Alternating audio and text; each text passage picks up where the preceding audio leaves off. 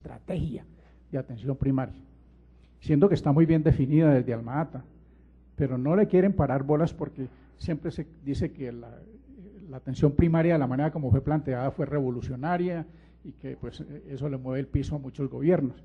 Pues no, eso no es así. Hay que, y tenemos que ser concretos. Cuando hablemos de atención primaria, hagamos atención primaria, que el paciente de la atención primaria es la comunidad, no un paciente individual. Ahí cae el paciente individual dentro de la atención primaria, pero no es lo más importante. Y como les digo, es un problema de esa mar de ambigüedades que nos hemos creado en el sector salud para tratar los temas, que hace que nos trastabillemos en las decisiones, en la planificación, en la organización y en la gestión, tanto de los servicios médicos y tanto como en los servicios pobres, escasos y precarios de los sistemas de salud. Gracias, doctor Echeverry, pero yo quisiera preguntarle al doctor, porque digamos, con el debido respeto, ese diagnóstico se ha planteado. Digamos, la inquietud que le queda a uno es, ¿por qué no hemos dado la transición? ¿Qué ha hecho que es un problema de la forma como definimos las políticas? ¿Son los grupos de interés? ¿O cómo asignamos? Doctor Guerrero. Sí, a mí me gustaría un poco aportar, digamos, a esa pregunta. Yo pienso que la ley 100, cuando nace, el mercado de servicios de cuidado médico se concentra en las ciudades y ese mercado genera más desigualdades y se van cerrando centros de salud, puestos de salud, o sea, la periferia se fue cerrando porque era un costo variable no sostenible y por lo tanto no había que mantener costos inutilizados en la periferia. Y el dinero se fue concentrando en el centro. Y uno observa cómo todo lo que había de promotores, de comadronas, de gente que trabaja en la parte comunitaria que era pagada, Colombia la fue perdiendo. Los primeros 10 años fueron una pérdida y hay estudios que muestran la pérdida de todo ese personal que trabaja en la periferia de la ciudad, en las zonas urbanas, rurales fundamentalmente. Entonces el mercado llevó a eso. El segundo punto, hubo una serie de normas de habilitación dirigidas por especialistas, por intereses específicos, anclados en el ministerio, que llevaron con la teoría de la calidad a una habilitación que privilegiaba la especialización y el uso de tecnología. Hoy un médico general no puede hacer una sutura en una parte periférica, requiere un especialista. Entonces las normas de habilitación empujaron todo hacia la especialización. Un tercer punto que me parece que lleva es el aseguramiento perdió la noción de territorio. La atención primaria en salud, la prevención y la promoción de la salud requieren de necesidades y territorios concretos con gente, con colectivos, con ciudadanos, con población, y se piensa en base a la necesidad. El sistema que tenemos es un sistema de clientes para atender o desatender, pero no nos interesa dónde viven, ni dónde trabajan, ni dónde comen. Entonces, el modelo que se implementó es un modelo que no le preocupa el tema de la necesidad de la población, sino que le preocupa es cómo resuelvo su demanda de enfermedad para resolvérsela. Entonces perdimos la territorialidad, que es una base de la atención primaria en salud. Un cuarto elemento, la formación de recursos humanos, también está dirigida a la especialidad. Colombia no tiene una política de formación de recursos humanos en función del modelo de atención. La discusión que el ministro de Salud estableció ahora sobre la falta de especialistas lo lleva a él y al Ministerio de Salud a cometer un error, junto con el Ministerio de Educación. Formemos una comisión de alto nivel para el médico especialista, cuando deberíamos tener una comisión de alto nivel para los profesionales de la salud, para un modelo de atención que Colombia tiene que redefinir qué es el modelo de atención. Pero él está resolviendo un pedacito de la expresión que es el tema de especialistas y no mira el conjunto relacionado a las necesidades de la población. Y finalmente, la ciudadanía en todo ese proceso no comprende lo que nosotros hablamos sobre el modelo de atención. Un ciudadano hoy lo que busca es que le atiendan su enfermedad, pero él no tiene todavía la comprensión de qué significa la prevención y la ciudadanía, porque se acabaron las secretarías de salud. Hoy no hay un trabajo serio de trabajo con la ciudadanía para decirle, mira, tú tienes que hacer esto. Hay avisos, hay propaganda, hay anuncios, pero no el trabajo consciente donde se trabaja culturalmente con las poblaciones para que ellas sepan qué significan los determinantes sociales, qué significa la promoción de la salud, qué significan esos cambios, y entonces el ciudadano todavía no logra comprender esa modificación del modelo de atención. Entonces, todos esos factores están en contra. Y creo que en el fondo también hay una decisión política de no hacerlo. Me parece que el intento de la 1438 fue algo que un grupo le dio y avanzó, pero todo el mundo se pregunta, ¿y por qué no se reglamentó? Entonces ahí uno tendría que decir cuáles son los actores que hoy le impiden a este Ministerio de Salud, a pesar de tener todos los documentos de cómo hacer la reglamentación, de tenerlos guardados, porque los tiene guardados. Antes de que el doctor Ramírez plantee alguna reflexión sobre este punto, nos acaban de informar que el ministro viene en camino, que debe estar por llegar en cualquier momento, pero eventualmente por agenda lo vamos a esperar hasta las 12:15, con todo el respeto, pero… entonces yo quisiera pedirle al doctor Ramírez que nos contestara sobre este punto, antes de abrirle a ustedes a unas preguntas directas a los panelistas sobre esta materia. Bueno, yo he venido planteando que no hay un sistema único, que hay segmentos, dualidades, segmentaciones, y entonces la reforma de 1975 puso de presente la imposibilidad de hacer un sistema nacional. Y entonces se define que el sistema nacional es la suma de los subsistemas. Y entonces, al definirlo como la suma de los subsistemas, pierde su naturaleza nacional. ¿Sí? Voy a referirme al concepto de modelo de atención que más conozco, que es el concepto de los modelos de atención de los seguros. El principal modelo de atención del Instituto de Seguro Social se llamó el modelo de Agua Limpia, que era un modelo de atención interdisciplinaria, domiciliaria, con énfasis en medicina familiar, con énfasis poblacional y con un plan de inversiones grandísimo. ¿Pudo Agua Limpia desarrollar ese modelo dentro del Instituto de Seguros Sociales? Diseñó el primer plan de salud. La primera concepción del POS estuvo inspirada un poco en el modelo de Agua Limpia. Sin embargo, Agua Limpia quedó en la mitad del camino porque con la plata de las cotizaciones que era para los servicios, quería hacer atención domiciliaria, quería invertir en red propia y quería atender a las personas. Y la plata solo le alcanzaba para atender a las personas y entonces quedó en el peor de los mundos porque las construcciones quedaron sin hacerse y le tocó establecer una red de proveedores privados distinta a las instituciones hospitalarias que había intentado construir. O sea, solo en las capitales de departamento logró construir algunas instituciones aparte del San Juan de Dios, y entonces a partir de 1982-83 ya el Instituto de Seguros Sociales tenía más proveedores privados que proveedores de redes propios. Y eso fue lo que da origen en ese, ¿no es cierto?, en ese esquema a otro modelo que es el del Manual de Actividades, Procedimientos y Tarifas, ¿no es cierto?, del Instituto de Seguro Social, que no era el modelo de Agua Limpia propiamente dicho, sino un modelo de cómo contratar servicios asistenciales con las redes privadas y en algunos departamentos con las redes públicas. ¿Sí? El segundo ejemplo al que me gustaría referirme es al concepto de plan de atención básica del sistema de salud colombiano y la resolución 412 de los eventos de demanda inducida y atenciones obligatorias para las personas.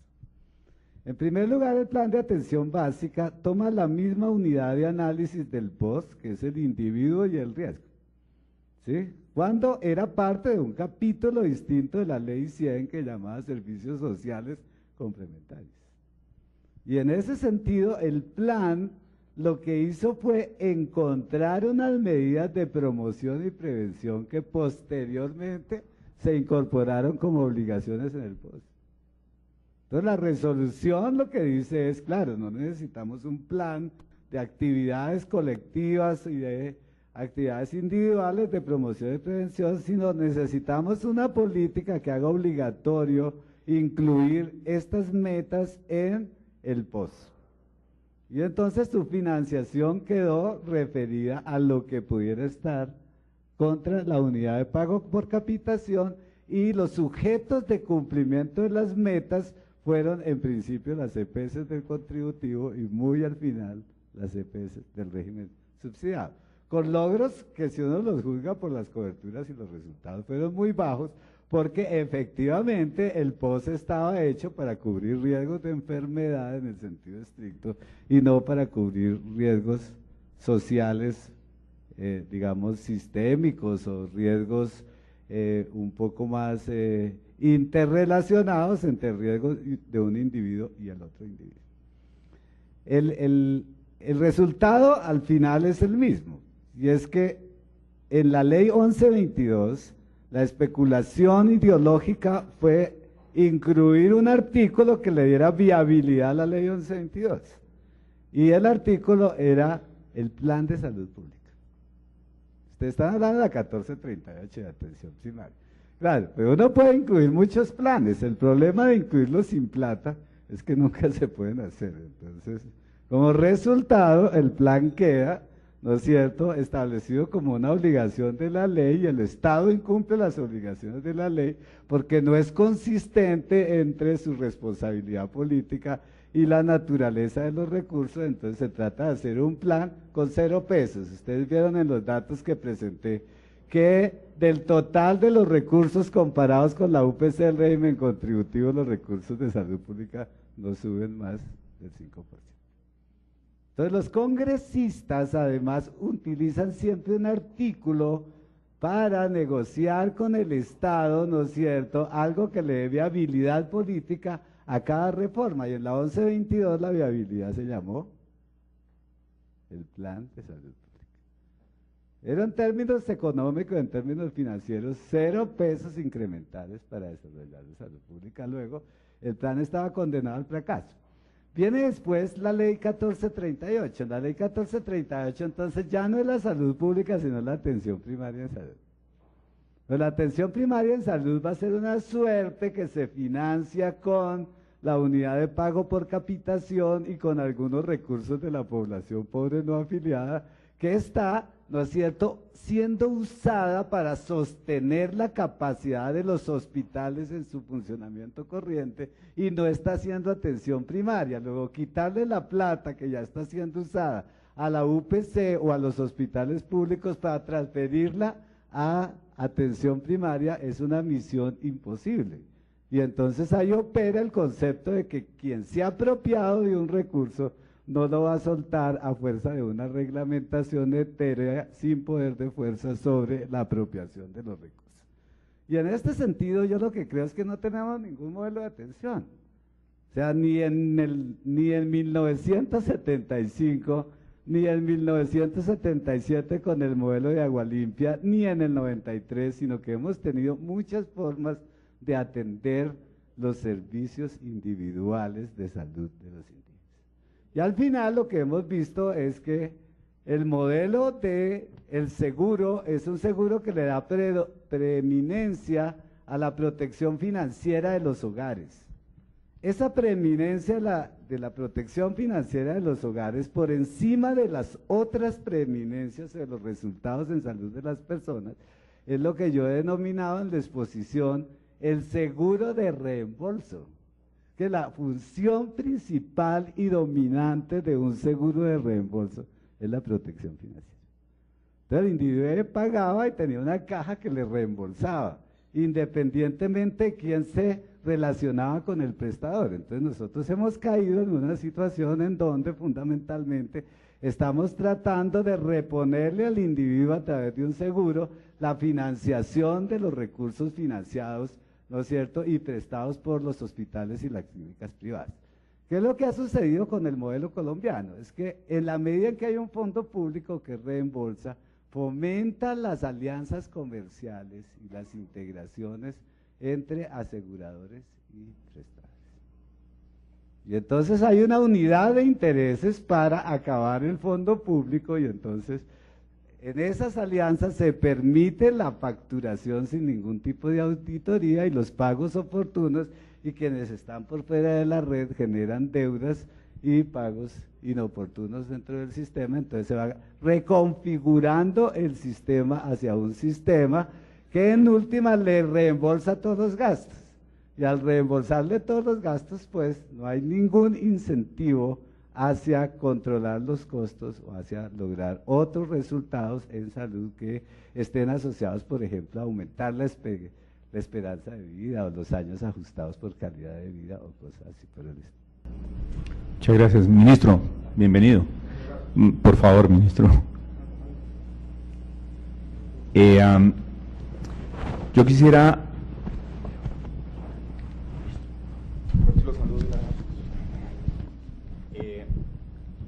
hacerle un muy corto resumen de lo que ha sido la mañana. Quiero en primer lugar excusarme con los panelistas porque en este resumen corro el riesgo de interpretarlos y de pronto no voy a ser lo suficientemente justo en la interpretación. Pero esencialmente, ministro del Foro, lo que quería era evaluar, digamos, contextualizar con sistemas de salud de otros países nuestro entorno y lo que nos está pasando, y eventualmente qué áreas realmente estructurales o qué puntos realmente estructurales debería, digamos, avanzar el sistema de salud colombiano a la luz de eso, de lo que está ocurriendo en otros países y de ejemplos en otros países. De esa manera, el doctor Jaime Ramírez nos habló de corporativismo y ciudadanía en el financiamiento del sistema de salud colombiano. Y esencialmente el mensaje del doctor Ramírez está orientado a que, a pesar de que haya sido un esfuerzo distinto o un planteamiento distinto, realmente el sistema de salud colombiano está segmentado y se ha, digamos, estructurado de manera segmentada, y esto de alguna manera nos ha impedido llegar a la universalidad de un seguro, y él mostró varias fuentes de esa segmentación como una problemática significativa. Después el doctor Oscar Echeverry nos habló sobre la satisfacción del paciente, el usuario y del ciudadano con servicios de salud. Y el punto relevante, o pues muchos puntos relevantes, pero quizás el resumen simplificado es que se le acabó la pila. Gracias. Es muy difícil, digamos, si no se tiene un diagnóstico adecuado de qué es lo que se quiere evaluar y a quién se quiere evaluar y qué es lo que se quiere, digamos, evaluar de ese qué. Pues empiezan a haber ambigüedades y nos demostró cómo en unos países esas ambigüedades se presentaban, y en el caso colombiano, por supuesto. Y por último, el doctor Eduardo Guerrero nos hizo una presentación sobre qué países estudiar, qué aprender, modelos de gestión y resultados en salud, y esto lo contextualizó con la situación del sistema de salud colombiano. Nos trajo ejemplos fundamentalmente europeos, pero también ejemplos de nuestras latitudes, el costarricense, el chileno, pero tanto el doctor Echeverry como el doctor Guerrero nos hablaron de los sistemas de salud del holandés y del inglés y demás. yo quisiera en ese marco como extractar algunos puntos comunes en las presentaciones de ellos, que eran puntos sobre los cuales estábamos debatiendo y analizando ya en el panel. En primer lugar, hay en las tres presentaciones como un hilo conductor que en el caso colombiano la debilidad de la rectoría ha sido predominante en estos 20 años, entendida como el liderazgo de la Autoridad Sanitaria Nacional, el Ministerio de Salud, por supuesto, pero además las otras entidades adscritas dentro de la rectoría o las otras entidades administrativas vinculadas al Ministerio, el Instituto Nacional de Salud, la Superintendencia Nacional de Salud, el INVIMA, cuando no se mencionó específicamente, pero implícitamente en el tema de vigilancia y control estaba ahí. Pero un tema importante de la rectoría que se planteó y estaba en el debate es lo que en criterio de algunos es el gran ausente de los debates en los últimos 2 años, y es la descentralización del sistema de salud. Y cómo se ha hecho esa descentralización, qué tan pertinente ha sido, y cómo las capacidades locales aparentemente no se han acrecentado en estos 20 años. Y por el contrario, hay cuestionamientos sobre las capacidades a nivel municipal. De hecho, en la presentación del doctor Guerrero, planteó que en el caso brasileño estaban tratando de recoger la descentralización municipal en el sistema de salud. Y eventualmente, pues, fue una pregunta que nos quedó ahí pendiente. Es posible que en el caso colombiano algo semejante debería pensarse. Lo importante es que el tema de descentralización dentro de ese marco de la rectoría no está siendo suficientemente revisado, analizado. Eso es como un punto en común ahí. El tema que estábamos tratando en este momento tiene que ver con algo que se ha hablado mucho a lo largo de estos años, y es cambiar el modelo curativo por un modelo más preventivo, todo el tema de atención primaria, todo el tema del Plan Nacional de Salud Pública, etcétera, etcétera, y cuáles son las razones por las cuales ese giro no se ha dado y ese cambio no se ha dado. Y ahí, pues, los tres panelistas estaban en el debate haciendo unas argumentaciones, y esa es una de las partes que usted escuchó. Hay algo que permea, digamos, el análisis en su totalidad, y que es ajeno, pero que obviamente impacta al sector salud, y es la forma como nosotros los colombianos adoptamos nuestras decisiones políticas. Y eso, de alguna manera, en el debate surgió, y cómo esa forma de proceder y de tomar nuestras decisiones se trajo a colación el planteamiento de Jim Robinson sobre instituciones extractivas, etcétera, etcétera. Ese, digamos, que fue una parte del análisis que estábamos. Y habían otros puntos que todavía no habíamos tratado en el debate, pero quisiera resumírselos. Ellos nos plantearon, particularmente el doctor Echeverry y el doctor Guerrero, digamos, no digamos esa dicotomía, sino Colombia se debate entre un modelo bismarckiano y un modelo berberiano. Entonces, ¿cuál sería el más conveniente para Colombia? Sin embargo, el doctor Echeverry plantea que aparentemente desde el punto de vista de mecanismos de financiación, uno u otro modelo no afectaría por lo menos la percepción que tienen los ciudadanos sobre sus resultados en salud en esos países donde hay un modelo predominante u otro, y al final de la jornada no parecería que hubiera digamos, una marca clara hacia cuál, o una preferencia entre uno u otro. Y quedarían un par de puntos que están allí, y es cómo, digamos, en el sistema nuestro nos ha fallado mucho la educación a la opinión pública, a los ciudadanos, Eso está implícito en la presentación, no, y más bien explícito en la presentación del doctor Echeverry, de cómo la satisfacción de alguna manera está permeada por la formación y educación que tengan las personas, la ciudadanía, la opinión pública, y de alguna forma esto nos ha afectado en el sistema de salud colombiano. Digamos, este es un tema que está ahí, que de alguna manera influye en la calificación que se ha dado e influye también en las decisiones. Y por último, un tema sobre el cual no habíamos debatido o no se planteó, yo le entendí y quisiera tener claridad sobre ese punto al doctor Guerrero, que él preferiría, digamos, que la articulación o intermediación en el sistema fuera estatal, pero la provisión de servicios fuera privada, o por lo menos se permitiera la participación privada. El doctor Echeverry en este planteamiento habla de una manera más general, en el sentido de que debería ser una participación privada sin ánimo de lucro, de entidades pues que no tengan ánimo de lucro. Ese sería, pues no sé, el resumen más o menos, repito, muy injusto con los panelistas, pero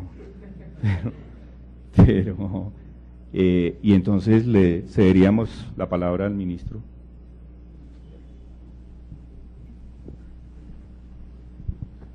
Gracias, doctor Augusto. Buenas tardes ya a los panelistas, a todo el público. Si quiere hago unas reflexiones generales, inspiradas o instigadas, doctor Augusto, por sus comentarios. Primero, un punto yo creo que deberíamos tener todos en cuenta a la hora de pensar lo que estamos tratando de pensar todos, y es cómo reformar nuestro sistema de salud. Y yo quisiera enfatizar un primer punto, y yo lo llamaría complejidad. Y complejidad en un triple sentido. No solo complejidad porque es difícil entender todos los elementos del sistema, complejidad como un desafío cognitivo, sino complejidad, dijéramos, en dos dimensiones adicionales que no siempre se tienen en cuenta en el debate. Complejidad en un sentido que estamos hablando de un sistema abierto y complejo, y que cualquier cosa que hagamos puede tener consecuencias inesperadas. Y yo creo que muchas veces el debate se simplifica en demasía. Pero complejidad, dijéramos, en otro sentido que yo lo llamaría, si se quiere, político. Y es que no nos hemos dado cuenta, tal vez dijéramos como sociedad, ni siquiera en este debate, que cualquier reforma implica escoger entre principios que son cada uno independientes, benéficos, pero que en el fondo son contradictorios. Entonces, complejidad en un sentido que todas las decisiones que tomemos van a ser decisiones imperfectas y que no van a dejar contento a todo el mundo. Aquí cada escogencia implica de alguna manera una renuncia. Y me parece, Augusto, que tenemos, dijéramos, un balance mío de este debate. Nosotros presentamos este proyecto de ley ya por allá en el mes de marzo, hemos estado, dijéramos, en muchas audiencias, hemos discutido esto por todo el país, y este es un debate, dijéramos, frustrante a veces, ¿no? Porque la complejidad no se asume plenamente. Y me voy a meter entonces a un primer tema que se planteó, el último que ustedes citaron aquí, que tiene que ver con la articulación del sistema o los pagadores o el aseguramiento, que es uno de los temas, dijéramos, que más preocupa, donde se ha centrado tal vez en demasía la discusión. Y yo dividiría ese debate como en 3 o 4 partes. Primero, hay una discusión en el país sobre si debe existir algún tipo de articulación o pagador. Todavía muchas de las cosas que se dicen en este escenario de reforma es no a la intermediación, una y otra vez.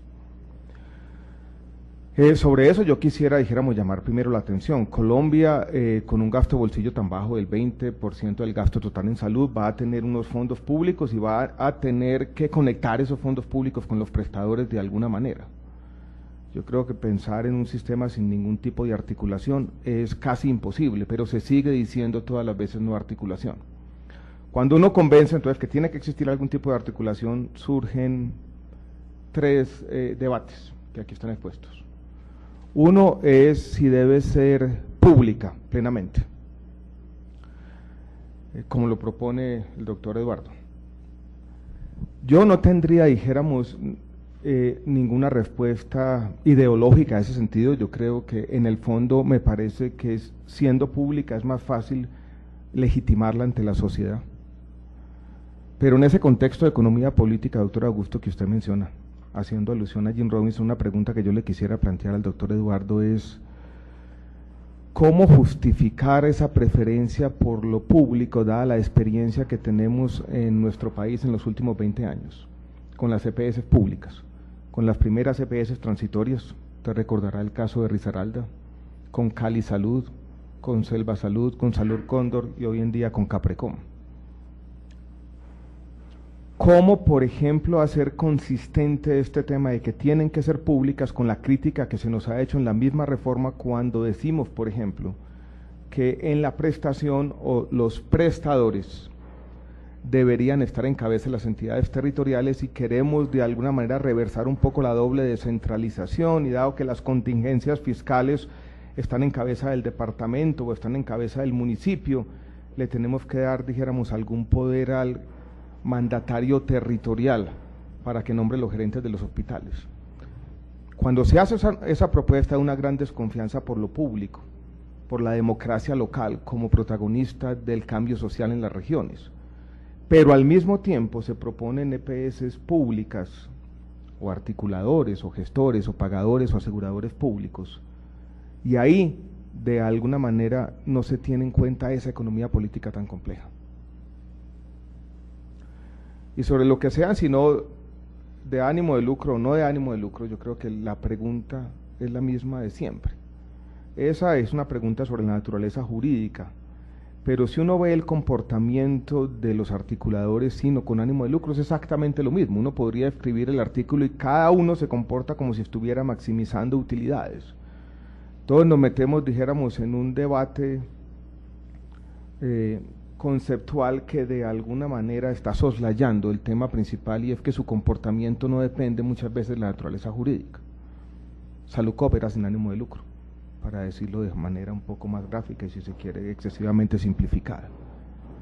Lo que nosotros hemos planteado entonces es una aproximación distinta, no enfocarnos en si sean públicas o privadas o sin o con ánimo de lucro, sino más bien en cuáles son los incentivos y cuáles son los controles y cómo vamos a manejar los recursos. Y asumir con respecto a estos temas una posición un poco más ecléctica. Una posición ecléctica que se justifica empíricamente si uno mira, por ejemplo, el ranking que hacemos con la Superintendencia de Salud y con la Defensoría del Pueblo, donde no son precisamente las públicas las que aparecen mejor rankeadas, o donde algunas privadas aparecen bien alto en la lista, con una gran satisfacción de los usuarios. Yo entiendo el dilema, si se quiere, ético, de tener en la articulación del sistema un aseguramiento privado, que no es una discusión solamente colombiana, es una discusión que se da en todos los países del mundo. Pero yo quisiera, dijéramos, plantear ese dilema ético en el contexto de las experiencias de nuestro país, que muestran que necesariamente lo público no es la solución. Recuerden que tenemos que tener en cuenta, y ese es un llamado que nos hacía Augusto, el contexto de economía política en las regiones, y lo fácilmente que son capturables estos recursos de subsidios de demanda, mucho más fácil que los subsidios de oferta. Entonces yo creo que ese es un primer punto que yo quisiera poner sobre la mesa, que me lleva a un segundo punto, y es el tema de la descentralización, que yo quisiera conectar, si se quiere, con una de las preguntas que motivaba la discusión hoy, es ¿a qué sistema de salud nos queremos parecer? Yo creo que es una pregunta interesante, pero todos tenemos que tener en cuenta que no es una pregunta que puede responderse en el vacío. Yo creo que para responder esa pregunta tenemos que tener una serie de elementos. Primero, ¿qué es lo que tenemos? ¿Y dónde están acumuladas las capacidades de la sociedad? Hay una de esas obviedades que nos gusta decir a los economistas: el desarrollo no es otra cosa que esas capacidades, esas formas, ese aprendizaje colectivo. Y ese aprendizaje colectivo hoy no lo tenemos necesariamente en lo público. Uno de los grandes desafíos de la salud pública, que no va a resolver ninguna ley, es precisamente ese: cómo vamos a acumular esas capacidades territoriales que no hemos podido acumular de ninguna y otra manera. Debates que se soslayan, por ejemplo, y que también son importantes, y por eso yo creo que tenemos en todo este debate que revisitar todo el tiempo la experiencia de nuestro país. La ley 715 trató de darle a las regiones un papel protagónico en la promoción y prevención, con el artículo, creo que era se conoció como el artículo Petro, porque fue promovido por Gustavo Petro en su momento, el 41 creo que fue, 46. ¿Cuál es el balance? Dijéramos, no necesita uno escribir el artículo, la evaluación de impacto de eso, el balance es claramente negativo. Lo que me lleva a mí a hacer la misma pregunta, con ese balance negativo ahora queremos entregarle todo a las entidades territoriales. Entonces, que ellos hagan solamente la prestación, el tema de salud pública, la promoción y prevención y también el aseguramiento. No es fácil, ¿no? Lo mismo digo yo con el tema, dijéramos, de atención primaria en salud, que es un tema, dijéramos, interesante. Ahora yo hacía unos apuntes aquí cuando los oí hablar, donde todo el mundo parece estar de acuerdo. Porque para, dijéramos, algunos de los participantes en el debate hay una postura que es ideológica, si se quiere en el buen sentido, sin ser peyorativo. Hay unas experiencias que se quieren reproducir de otros países, para otros se ve como una gran oportunidad clientelista también. Entonces todo el mundo se pone de acuerdo con atención primaria en salud, pero tampoco hemos podido saber muy bien eso qué es. Y yo una vez la definí como una entelequia, algo que nos va a resolver, una esencia que nos va a resolver todos los problemas, pero que nadie ha podido encontrar. Con atención primaria, miren que lo que estamos haciendo en las leyes es tirar la pelota para adelante, es decir, el ministerio la reglamentará en 6 meses o se harán... Y uno ve que en el país están surgiendo todo tipo de modelos. El que más me gusta a mí es como el de Barranquilla. La atención primaria entendida de manera un poco más simplificada como un brazo de los primeros niveles de atención, o sea, asociada al prestador, que tiene como labor principal la inducción de demanda y si se quiere actúa pero de manera constreñida sobre algunos determinantes. Cuando se empieza a definir de manera más maximalista que eso, yo ya me empiezo a preocupar, porque ahí surge inmediatamente la pregunta de cómo lo vamos a financiar y surge entonces la atención primaria como todo, actuar sobre todos los determinantes y cuando uno dice la salud es todo, pues se vuelve nada. Y ahí yo creo que no tenemos alternativa distinta que ensayar distintos modelos. Yo hablo, por ejemplo, con el secretario de Salud de Manizales, estamos ensayando esta cosa, hay un entusiasmo, están saliendo bien las cosas, pues hágale para adelante. Bogotá está intentando ahora, dijéramos, gastando un montón de plata, un modelo que puede ser interesante, va a haber que evaluarlo. Pero en atención primaria no tenemos, yo creo que alternativa distinta que intentar muchos modelos en el país y evaluación a cada uno de ellos e ir contaminándonos con las diferentes experiencias exitosas. Yo no creo que el tema de atención primaria en salud, lo digo de manera sincera, casi cándida, lo vaya a definir una ley. Uno en la ley puede desencadenar algún proceso, puede enunciar unos objetivos generales, pero ese es un tema de construcción de esas capacidades territoriales, donde necesariamente los resultados van a ser heterogéneos, donde vamos a tener algunas regiones que asuman el desafío y lo hacen bien y otras que no lo van a hacer tan bien. Yo quisiera, Augusto, más bien como propiciar una conversación, que yo dijéramos pontificar aquí sobre los diferentes temas, entonces estoy más abierto, dijéramos, a preguntas de los panelistas, a temas específicos, donde se juntan los temas que han sido debatidos esta mañana con estos esfuerzos reformistas complejos que estamos tratando de liderar desde el Ministerio. Aquí está el superintendente, yo creo que es bueno que él nos cuente un poco en el tema de rectoría lo que está pasando en la superintendencia, la reestructuración, que ya es, dijéramos, una realidad institucional que ahora tiene que plasmarse en una realidad en el territorio. Y a aprovechar, yo tengo aquí unas notas, pero quisiera más bien usarlas, dijéramos, en el contexto de unas preguntas y de un diálogo, y no ponerme yo, dijéramos, a hablar de todo aquí de manera desordenada. Gracias, ministro. Yo quisiera darle la palabra al doctor Guerrero por 2 razones. En primer lugar, porque el ministro hizo una respuesta directa. Y en segundo lugar, esa respuesta directa fue producto de la interpretación que yo di a una parte de la conferencia del doctor Guerrero.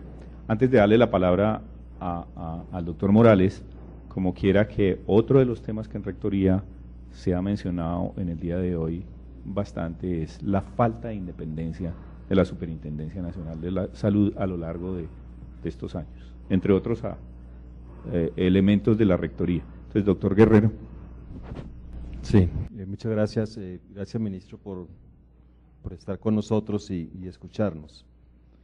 Yo quisiera hacer referencia a algunos de los puntos que hice en mi intervención y un poco como contraargumentando con lo que ha planteado. Mi intervención fue en el sentido de que tenemos que definir cuál modelo tomamos, un modelo vía impuestos o un modelo de aseguramiento. Y Colombia pienso que está en la mitad del camino, porque con la reducción, digamos, de impuestos a los empleadores de la última reforma tributaria, se dio una señal de que el sistema de salud tendría que ser financiado más vía impuestos. Y entonces me parece que los colombianos, ese es un punto de discusión que habría que resolver. Ya el doctor Óscar Echeverry decía, de pronto no interesa tanto si es de aseguramiento o si es vía impuestos, porque al final como que los resultados pueden ser iguales para cada uno de los sistemas, con algunas connotaciones que tienen que ver con la progresividad o regresividad del modelo que se da. Esa es la primera discusión. El segundo tiene que ver que la observación que hice sobre las diferentes reformas y sistemas de salud, la propuesta que leí tanto en la región de las Américas como en el modelo europeo e incluso la parte oriental, es la fuerza del sector público.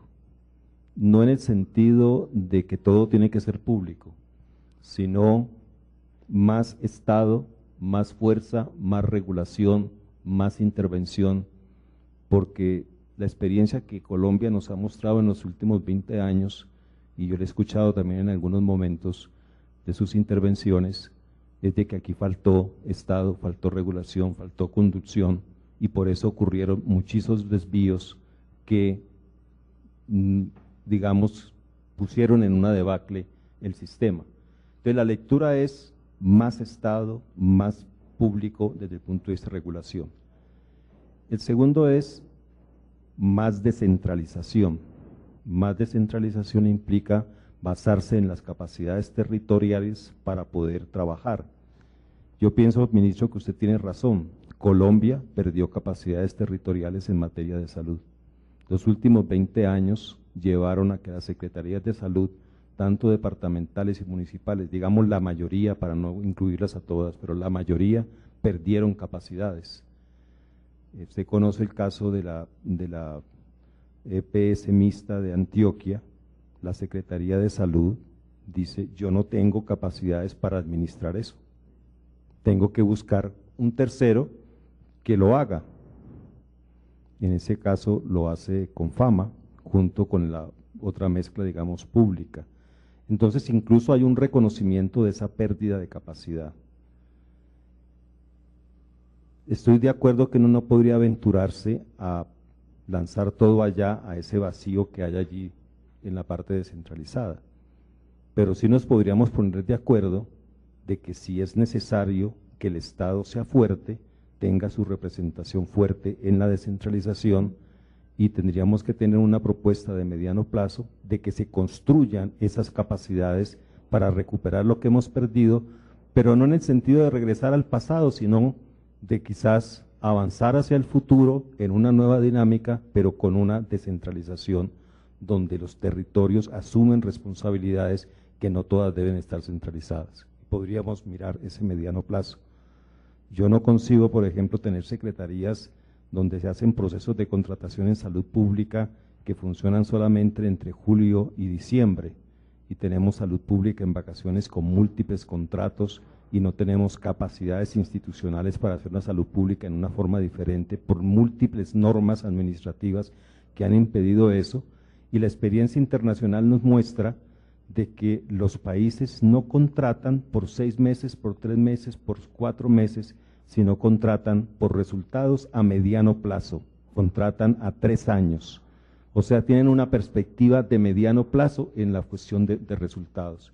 Y no podemos tener entes descentralizados con el poco dinero que tenemos nosotros, en el caso de Colombia, que estén contratando a 3 meses o a 6 meses, porque eso no logra resultados en el mediano plazo y tenemos que construir propuestas hacia el mediano plazo. Entonces pienso que se pueden construir capacidades, pienso que se pueden cambiar las formas de contratación, y pienso que si el acuerdo nacional es vamos hacia una descentralización, todos nos pondríamos al pie de esa propuesta para construir esa descentralización. Brasil, cuando hizo su Sistema Único de Salud, recuerdo, generó unas normas que llaman de habilitación. Recuerdo que había como 3 tipos: los que tenían la función completa porque consideraban que tenían toda la capacidad, los que tenían una mediana y yo como Estado los asesoro para que puedan mejorar y lleguen a completa, y los que consideraba que definitivamente no tienen la capacidad, entonces yo la asumo, pero creo una diferenciación de 3 puntos de vista, pero voy en camino hacia la capacidad. Y también hay un reconocimiento en la experiencia internacional que no se puede fragmentar tanto, o sea, yo no puedo entregarle todo a los municipios pequeñitos, sino que tengo que tener una visión de regiones, de territorios, y que posiblemente nos va mucho mejor en los servicios de salud y en la salud pública si la manejamos por territorios integrados.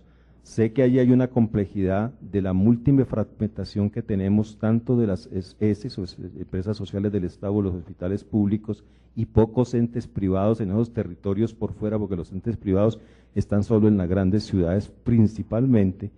Entonces, ¿cómo esos territorios y regiones que tienen hospitales públicos, en lugar de funcionar individualmente para cada municipio, que usted, ministro, conoce todas las locuras que se hacen, que se nombran miles de personas con un presupuesto irrisorio, ¿por qué no se tienen economías de escala regionalizadas donde se supere eso y creemos redes de servicios públicos para esas regiones más apartadas? Entonces, es una cuestión de construcción de capacidades. Hoy no las tenemos, pero tenemos que tener la viabilidad para poderlo hacer. El otro punto que quisiera señalar con la parte de atención primaria, ministro, me agrada mucho escuchar la apertura que usted tiene con relación a atención primaria, de que se den las experiencias, los modelos, el modelo de Barranquilla, etcétera. Creo que allí hay un aprendizaje que tenemos que revisar en Colombia, porque existen deformaciones alrededor de eso. Y me parece que iniciamos un diálogo con el doctor Fernando Ruiz hace un mes y medio aproximadamente, que se paró últimamente ese diálogo, pero es un diálogo en el sentido de que definitivamente tenemos que definir cuál es el modelo de atención que queremos. Es un modelo de atención que tiene que funcionar en una forma donde le damos más al primer nivel de atención. Toda la experiencia internacional, tanto europea como en América, nos muestra que quienes han trabajado más el servicio básico y no se han ido tanto a la especialización, tienen mejores resultados. Esa es la evidencia que existe. Entonces, si esa evidencia existe de que hay mejores resultados dándole más al servicio básico, más a la parte de prevención, más a la parte de promoción y al cuidado integral básico, pues tenemos que ver cuáles son las formas de organización que pueden ser diversas según también los lugares donde lo vamos a hacer. No es lo mismo la atención primaria en Chocó que hacer atención primaria en Medellín. Son cosas diferenciadas, pero tiene unos principios, tiene unos valores, tiene unas formas de organización, y lo que requiere es que de la UPC, que se sale del aseguramiento, salgan los recursos financieros, porque se modifica el modelo de atención. Entonces, si se modifica el modelo de atención, pues yo tengo que… sí, ahí está. Si se modifica el modelo de atención, lo tengo que reorganizar. Y ahí aprovecho, ministro, de que nuestro problema no es un problema únicamente de especialistas. O sea, el sistema de salud de Colombia, al igual que otros países, tiene problema de especialistas, pero hay menos problema de especialistas cuando el nivel primario y los servicios básicos con unas especialidades básicas logran capturar y retener la mayoría de los problemas. Entonces, usted me puede decir, es que aquí no están esas capacidades, ni siquiera la universidad forma eso, y yo se lo acepto. Colombia perdió esas capacidades, tenía unas cosas interesantes alrededor de eso y las perdió. Pero si el camino es ese, entonces la propuesta es una construcción de capacidades y un incentivo para que esas capacidades se construyan en lo local. El sistema de aseguramiento actual nos hizo perder la cuestión de territorialidad y de necesidades de población. Y algo que yo admiro, ministro, en lo que usted está haciendo en su proceso, en su gestión, es que usted está regresando al territorio la función de planificación. Y eso me parece que es importante, regresar al territorio, pero regresar al territorio significa darle capacidades al territorio, darle modelos de atención, darles incentivos para que se construyan esas capacidades. Y no solamente es un problema de las EPS y las IPS, es un problema de las universidades. Las universidades tienen que construir capacidades. Usted posiblemente conoce, ministro, que Costa Rica tiene 2 universidades que hacen, es como una IPS, atención primaria, atención básica en el modelo, en el proceso de docencia y asistencia, y contribuyen en una forma muy positiva a la transformación del sistema. Entonces, ¿cómo generar esa posibilidad? Me parece que la tenemos. Y tenemos que buscar cómo la salud pública se acerca más al aseguramiento y el aseguramiento se acerca más a la salud pública, porque esa separación total hizo perder que mucho recurso humano que está en la parte asistencial del aseguramiento se apartó de la posibilidad de trabajar en una forma diferente, con una gran